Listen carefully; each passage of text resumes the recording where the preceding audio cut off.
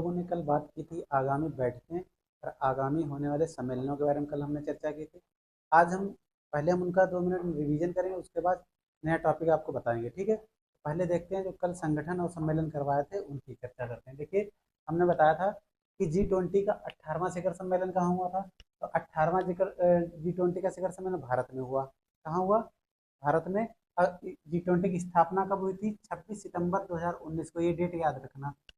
26 सितंबर 1999 को G20 की स्थापना हुई और वर्तमान में इसे 19 देश हैं और इसमें 2 संगठन हैं, ठीक है। एक यूरोपियन यूनियन और दूसरा अफ्रीकन यूनियन अभी हाल ही में शामिल हुआ, ठीक। तो जिसके कारण क्या हो गया, अब G20 वन हो गया, ठीक। तो 18वां भारत में हुआ G20 शिखर सम्मेलन और G20 की स्थापना 26 सितंबर 1999 को हुई थी। कि वर्तमान में कितने सदस्य देश हैं? 21 कहेंगे।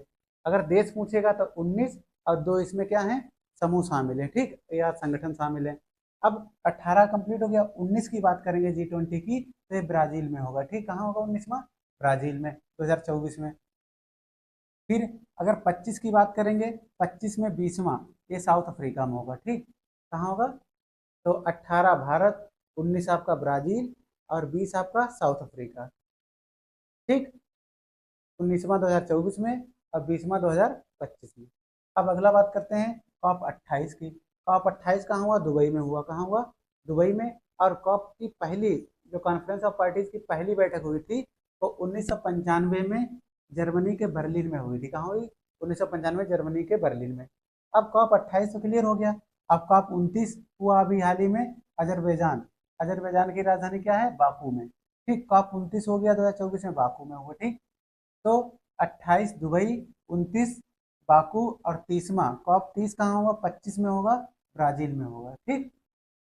अब 24वें एससीओ शंघाई सहयोग संगठन की बात करेंगे। ये कहाँ हुआ? कजाकिस्तान में। इसकी स्थापना कब हुई थी?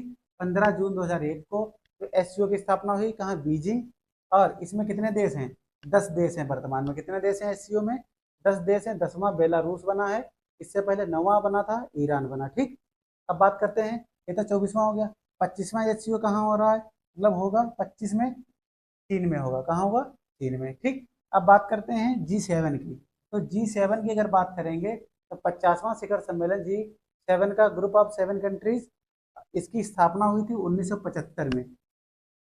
कब हुई? 1975 में। G7 इसमें 7 देश हैं। कौन कौन से? जर्मनी, फ्रांस, और बताओ इसमें बताना G7 में कौन कौन से देश आते हैं, ठीक। तो 50वां इटली में हुआ G7 और 51 नंबर का कहाँ होगा G7 का? याद रखना, कनाडा में, ठीक। तो 50वां इटली में और 51 नंबर का 2025 में कनाडा में होगा, ठीक। अब बात करें 42 से 43 आसियान शिखर सम्मेलन कहाँ हुआ? इंडोनेशिया में। 42वां और 43वां कहाँ हुआ? आसियान शिखर सम्मेलन इंडोनेशिया में। इसकी स्थापना कब हुई थी आसियान की? 1967 में। इसका हेडक्वार्टर कहाँ है? जकार्ता में है। आसियान का जकार्ता में है। और इसमें देश, सदस्य देश कितने हैं? 10 हैं, ठीक। तो 42-43 इंडोनेशिया में हुआ आसियान का शिखर सम्मेलन। और 44-45 2024 में लाओस में। कहाँ हुआ? लाओस में आसियान का, ठीक। अब बात करते हैं नाटो। नाटो का 34वां शिखर सम्मेलन अमेरिका में हुआ। कहाँ हुआ? अमेरिका में 34वां हुआ, याद रखना। इसकी स्थापना 1949 में हुई थी। हेडक्वार्टर इसका बेलारूस में है। कुल सदस्य देश हैं 32। 32वां बना है स्वीडन। इससे पहले 31वां था फिनलैंड, ठीक। इसका नाटो का। अब बात करें, 34 हो गया। 35वें नाटो शिखर सम्मेलन कहाँ होगा? 2025 में हैग। हैग किसकी राजधानी है? नीदरलैंड की। नीदरलैंड की। यहीं पर क्या है, जो अंतर्राष्ट्रीय कोर्ट है वो यही है, नीदरलैंड में ही, ठीक। अब बात करेंगे 18वां नाम NAM, नॉन अलाइंड मूवमेंट, गुटनिरपेक्ष जो है। 18वां ये कहाँ हुआ? बाकू में हुआ। बाकू में इसकी स्थापना 1961 में हुई थी। अब वर्तमान में नाम में कितने सदस्य देश हैं? 120। कितने? 120 है, ठीक। तो ये हो गया 18वां, बाकू में हुआ था। 19वां कहाँ होगा पता है? नाम का युगांडा, 2024 युगांडा में हुआ, ठीक। कहाँ हुआ 24वां? युगांडा में। अब बात करें 16वें ब्रिक्स की। पहले 15वां ब्रिक्स देख लो। 15वां जो ब्रिक्स है वो कहाँ हुआ? साउथ अफ्रीका में। 15वां कहाँ हुआ? साउथ अफ्रीका में। और ब्रिक्स की स्थापना 2009 में। कुल इसमें देश कितने हैं? 10 देश हैं, याद रखना। और 16वां कहाँ होगा ब्रिक्स? रूस में होगा। 16वां कहाँ होगा? रूस में। अब है विश्व आर्थिक मंच की 24वीं बैठक जनवरी 2024 में दावोस स्विट्जरलैंड में है, ठीक, दावोस स्विट्जरलैंड में, ठीक। पांचवा विश्व कॉफी सम्मेलन कहाँ हुआ? बेंगलुरु में। तो ये कल जो कराए थे आगामी बैठक और सम्मेलन, और आज का जो टॉपिक है वो हम कराएंगे। तो दोस्तों कैसे हो आप सभी लोग, आशा करता हूँ अच्छे होंगे। धर्म स्टडी आई क्लास पर आपका स्वागत है। वैसे आपको लाइक करने के लिए लाइक कर दो, दोस्तों को शेयर कर दीजिए। दोस्तों हमने जो कल टॉपिक कराया था उसके पहले रिवीजन करा दिया। तो आज का हमारा टॉपिक है वो ये है कि भारत सरकार द्वारा या किसी भी संस्थान द्वारा जो भी ऑपरेशन चलाए गए हैं उनके संबंध में चर्चा करेंगे, और जो 2023-24 में आए तूफान और चक्रवात हैं उन पर चर्चा करेंगे, कहाँ से उठे हैं और नाम उनको किस देश ने दिया, तो इस पर चर्चा करेंगे। इनसे महत्वपूर्ण प्रश्न पूछे जाते हैं, ठीक है। चलिए शुरू करते हैं।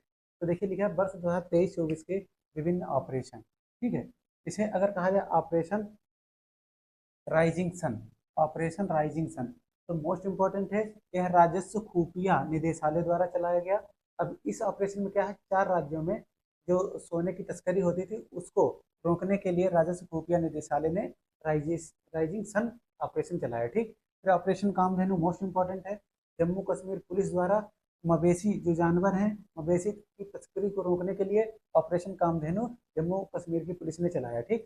फिर ऑपरेशन संकल्प मोस्ट इंपॉर्टेंट है, भारतीय नौसेना द्वारा महासागर में फंसे समुद्री मछुआरों को बाहर निकाला। इसमें पाकिस्तान के 23 मछुआरे शामिल थे, उनको भी भारतीय नौसेना ने निकाला, ठीक। इसके द्वारा ऑपरेशन संकल्प के द्वारा, ठीक। अब ऑपरेशन अमृत मोस्ट इंपॉर्टेंट है, केरल सरकार ने इसको शुरू किया और एंटीबायोटिक दवाओं को उपयोग को कम करने के लिए इस ऑपरेशन की केरल सरकार ने शुरुआत की, ठीक। फिर अगला है इंद्रावती मोस्ट इंपॉर्टेंट है, इसको लगा लीजिए।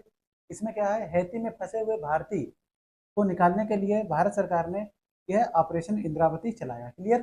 फिर है सर्वशक्ति मोस्ट इंपॉर्टेंट, ये पूछा जा चुका है, भारतीय सेना द्वारा आतंकवादी गतिविधियों को कम करने के लिए सर्वशक्ति चलाया गया, ठीक।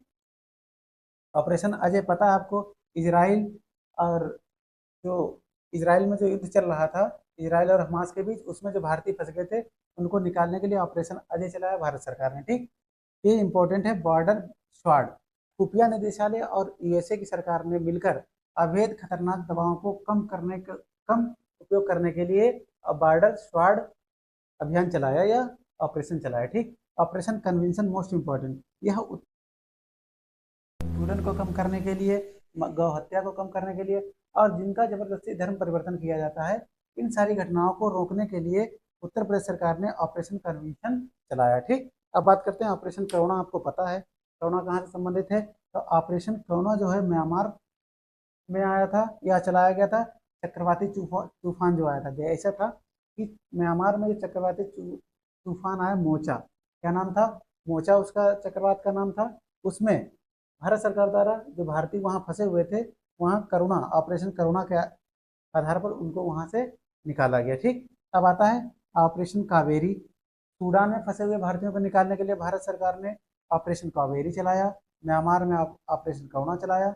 इसमें गृह युद्ध जब चल रहा था सूडान में, तो वहाँ से 3862 लोगों को भारतीय जो थे वहाँ निकाला। अब है ऑपरेशन मर्यादा, ऑपरेशन मर्यादा चलाया है उत्तराखंड पुलिस ने, ऑपरेशन मर्यादा चलाया है उत्तराखंड पुलिस ने।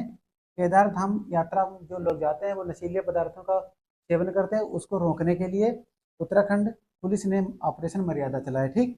ऑपरेशन सद्भावना बहुत बार पूछा जा चुका है, ऑपरेशन सद्भावना क्या है, भारतीय सेना द्वारा एलओसी के पास के क्षेत्रों को मदद देने के लिए ऑपरेशन सद्भावना चलाया, वो बहुत बार पूछा गया। ऑपरेशन दोस्त, ये तुर्की और सीरिया में जो भूकंप आया था उसकी सहायता के लिए भारत सरकार ने ऑपरेशन दोस्त चलाया।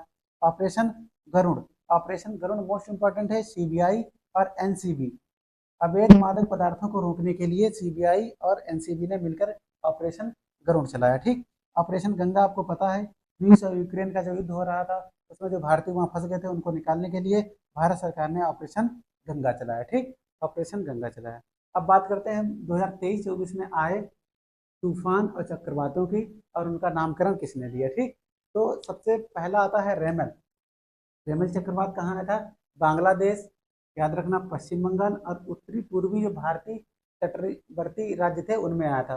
तो बांग्लादेश, पश्चिम बंगाल, उत्तर पूर्वी भारतीय तट राज्य, और इसका नामकरण रेमल का नामकरण ओमान ने दिया, किसने, ओमान, ओमान की राजधानी मस्कट है, याद रखना। फिर रेमल हो गया। अब क्या, मैक्सिमम जो है चक्रवात उठते हैं बंगाल की खाड़ी से, लेकिन कुछ चक्रवात ऐसे हैं जो अरब सागर से भी आते हैं। पिछली बार ऐसा पूछा गया था, जो अरब सागर से पूछा गया। ठीक, तो रेमल कहाँ आया? ये बंगाल की खाड़ी में बांग्लादेश, पश्चिम बंगाल और उत्तर पूर्वी राज्यों को इसने प्रभावित किया। मैगन कहाँ आया? ऑस्ट्रेलिया में। और जेस्पर भी कहाँ आया? ऑस्ट्रेलिया में। क्लियर। गैमन मोस्ट इंपॉर्टेंट है। गैमन मेडागास्कर में आया और इसका नाम इस्तावनी ने दिया। किसने दिया? इस्तावनी ने दिया। गैमन जो मेडागास्कर में आया था तूफान। ठीक। अल्वारो मेडागास्कर तट पर आया, ये मोजाम्बिक ने इसका नाम दिया। क्लियर। फिर है मिचोंग, मोस्ट इंपॉर्टेंट, आंध्र प्रदेश और तमिलनाडु में आया, म्यांमार ने मिचोंग का नाम दिया। ठीक। फिर है मिथिली, मोस्ट इंपॉर्टेंट है, बांग्लादेश तट पर आया और मालदीव ने इसका नाम दिया। हामून याद रखना, बांग्लादेश और पश्चिम बंगाल को प्रभावित किया। यह है ईरान ने इसका नाम दिया। ठीक। तो ऑपरेशन तेज, ऑपरेशन तेज नहीं, चक्रवात तेज या तूफान तेज आया था दक्षिण पश्चिम अरब सागर में। ये मोस्ट इंपॉर्टेंट है क्योंकि ये अरब सागर में आया। तेज दक्षिण पश्चिम अरब सागर में आया और इसका नाम भारत ने दिया। ठीक। फिर साओला, ये कहाँ आया? दक्षिणी चीन में आया, वियतनाम में इसका नाम दिया। विपर्जय पूछा जा चुका है, गुजरात, महाराष्ट्र और राजस्थान में आया, बांग्लादेश ने इसका नाम दिया। पिछले 9 वर्षों में मोदी जी द्वारा 15 देशों द्वारा सर्वोच्च राजकीय सम्मान दिया जा चुका है। पिछले 9 वर्षों में मोदी जी को 15 देशों द्वारा सर्वोच्च राजकीय सम्मान दिया जा चुका है। तो दोस्तों हम इस पर एक बताएंगे कि इसमें जो नाम जो दिया जाता है इसकी प्रोसेस देने क्या है। जो बंगाल की खाड़ी में आते हैं उनको कौन नाम देता है, या अरब सागर या दक्षिणी हिंद महासागर में आते हैं उनको क्या नाम देता है। तो आज के लिए इतना ही, मिलते हैं आपको अगले वीडियो में। जब तक के लिए जय हिंद, जय भारत।